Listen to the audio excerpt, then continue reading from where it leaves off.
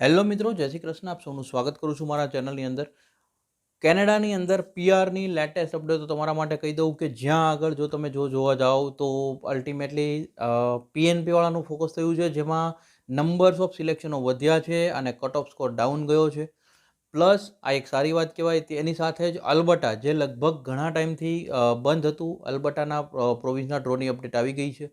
આની સાથે જ ન્યૂ બ્રોન્સવિકની બી ડેટ અનાઉન્સમેન્ટ થઈ છે કે ભાઈ જ્યાં આગળ એ એમના પીએનપી પ્રોગ્રામ્સને રીઓપનિંગ કરવા જઈ રહ્યું છે. અલ્ટિમેટલી પીઆરને લઈને ફરી એક વખત બધી અપડેટો આવી રહી છે. ધીરે ધીરે જે અપડેટો હું તમને આજે શેર કરીશ આગળ, એ પહેલાં જો ચેનલ પર નવા છો સબસ્ક્રાઈબ કરી દેજો, નોટિફિકેશન ઓન કરજો. તમારા ક્વેશ્ચન્સ યા કોમેન્ટ ખાસ કરતા રહેજો, જેથી કરીને અમે લોકો તમને રિપ્લાય કરી શકીએ. હા, some ટેકનિકલ એરરને કારણે થોડા સમય પહેલાં તમારી જે કોમેન્ટ્સ હતી એના રિપ્લાય અમે નહોતા કરી શક્યા, પરંતુ હવે એ બી અમે કરી દીધા છે. હવે તો કે આપણે મેઇનલી જો આગળ જઈએ, જ્યાં આગળ સૌથી પહેલો એક્સપ્રેસ એન્ટ્રીનો જે લેટેસ્ટ ડ્રો થયો છે, જ્યાં આગળ 17મી ફેબ્રુઆરીએ 646 આઈટી ઇસ્યુ કરવામાં આવ્યા છે અને કટ ઓફ સ્કોર તમે જુઓ તો ડાઉન આવીને 750 પર આવી ગયો છે. આ ફોકસ કરવામાં આવ્યું છે પ્રોવિઝનલ નોમિની પ્રોગ્રામ્સને. જ્યાં આગળ હું તમને કહું, લાસ્ટ ડે ડ્રો થયો હતો પ્રોવિઝનલ નોમિની પ્રોગ્રામમાં નંબર્સ ઓફ આઈટીએ 455 જ હતા, જે વધીને 646 190 જેવા કે 191 જેવા આઈટીએ જે છે આની અંદર કદાચ વધી ગયા કહેવાય. અને એની સામે જો જોવા જઈએ આપણે તો કટ ઓફ સ્કોર જે હતો લાસ્ટ ડ્રોમાં 802નો હતો, જે 50 પોઈન્ટ કે 52 પોઈન્ટ જેટલો ડાઉન આવી અને એ 750 પર આવી ગયો છે. હવે તો કે આ એક સારા ન્યૂઝ કહેવાય, કારણ કે કટ ઓફ સ્કોર ડાઉન આવ્યો છે એનો મતલબ હાઈ સ્કોરની ફાઇલો ધીરે ધીરે ઘટી રહી છે. તો પીએનપીમાં બી જે એલિજિબલ થતા હોય એ લોકોએ એપ્લાય કરવું જરૂરી છે. બીજી વસ્તુ જો આની અંદર આપણે વાત કરીએ તો અલ્બર્ટા પ્રોવિન્સની આપણે વાત કરીએ. અલ્બર્ટા પ્રોવિન્સે ઘણા ટાઈમથી વેઇટમાં હતું. એકચ્યુઅલી અમને ક્વેશ્ચન્સમાં બી વધારે પ્રોવિન્સ જે હોય તો અલ્બર્ટાનું જ બધા પૂછી રહ્યા હતા.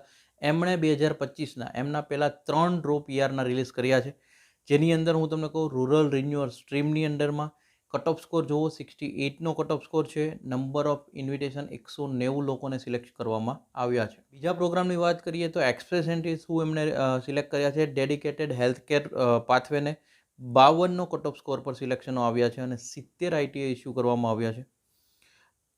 ડેડિકેટેડ હેલ્થકેર પાથવે પણ નોન એક્સપ્રેસ એન્ટ્રીવાળા ત્રીજો ડ્રો જે કર્યો છે એમાં 50નો કટ ઓફ સ્કોર છે સિલેક્શનનો અને 48 આઈટીએ ઇસ્યુ કરવામાં અલ્બર્ટા તરફથી આવ્યા છે, જે બી એક ગુડ ન્યૂઝ જ કહેવાય, કારણ કે અલ્બર્ટાનું બી ઘણા ટાઈમથી લોકો વેઇટ કરી રહ્યા હતા. એઆઈપીપી પ્રોગ્રામ છે, અલ્બર્ટા એડવાન્ટેજીસ છે, આ બધા માટે બી એક હવે ધીરે ધીરે અપડેટ ચાલુ થઈ રહી. આ બધા આ જે 3 ડ્રોઝ છે એમાં જો 2 ડ્રો જે છેલ્લા આપણે વાત કરી કે ડેડિકેટેડ હેલ્થકેર પાથવેઝ જે છે એમાં એક્સપ્રેસ એન્ટ્રી અને નોન એક્સપ્રેસ એન્ટ્રીની વાત કરું તો એવા ક્લાયન્ટ્સ હોય કે જ્યાં આગળ જે એક્સપ્રેસ એન્ટ્રી થ્રુ એપ્લાય કરવામાં એલિજિબલ ના થતા હોય, પરંતુ એ ડાયરેક્ટ એપ્લિકેશન્સ માટે without express entry, non express entry જે કહેવાય છે, એમાં એલિજિબલ થતા હોય ને તો એ લોકો એલિજિબલ, કારણ કે કટ ઓફ સ્કોર જો પહેલામાં 52 છે, આમાં 50 છે, એટલે એ લોકો આની અંદર એપ્લાય કરી શકતા હોય છે.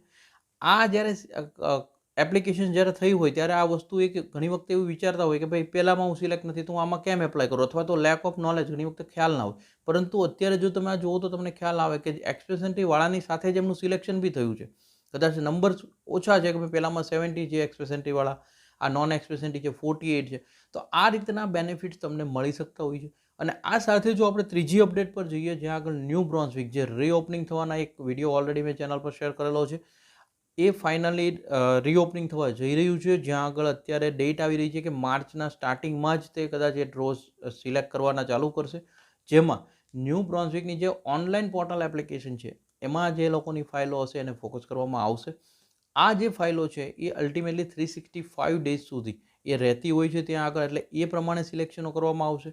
આ સાથે જો ન્યૂ બ્રોન્સવિકની વાત કરીએ તો ન્યૂ બ્રોન્સવિકે ઓલરેડી એક અનાઉન્સમેન્ટ કર્યું છે કે જ્યાં આગળ સ્ટાર્ટિંગ ઓફ માર્ચમાં આઈટી ઇસ્યુ કરવાનું ચાલુ કરશે. જે પોર્ટલ એમણે એનબીપીએનપી જે કહેવાતો હતો, ન્યૂ બ્રોન્સવિક પ્રોવિઝનલ નોમિની પ્રોગ્રામ, એ પોર્ટલ એમણે હાઈ ટ્રાફિકને કારણે થોડું સ્ટોપ કર્યું હતું. તેના ઉપર તેની આઈટી ટીમ કામ કરી રહી છે અને એપ્લિકેશન જે આવેલી છે એમની પાસે એને રિવ્યૂ કરી રહી છે. એટલે હવે ધીરે ધીરે એનામાંથી સિલેક્ટ કરી અને એ લોકો ડ્રો રિલીઝ કરવાની ટ્રાય કરશે. અને આ સાથે જ ન્યૂ બ્રોન્સવિકના એક અનાઉન્સમેન્ટમાં એક નીચે એક વસ્તુ બી એવી અપડેટ કરવામાં આવી હતી કે ત્યાં આગળ જે એમની સ્કિલ વર્કર કેટેગરી છે એના એનઓસી કોડ્સ અને પોઈન્ટ્સ લીડ જે છે એ ન્યૂ જે બી આવ્યા છે એ ચેક કરીને જ ક્લાયન્ટ એપ્લાય કરે અને યુઆઈ સબમિટ કરે, કારણ કે આની અંદર થોડા બદલાવ થઈ શકે એવી શક્યતાઓ અત્યારે દેખાઈ રહી છે.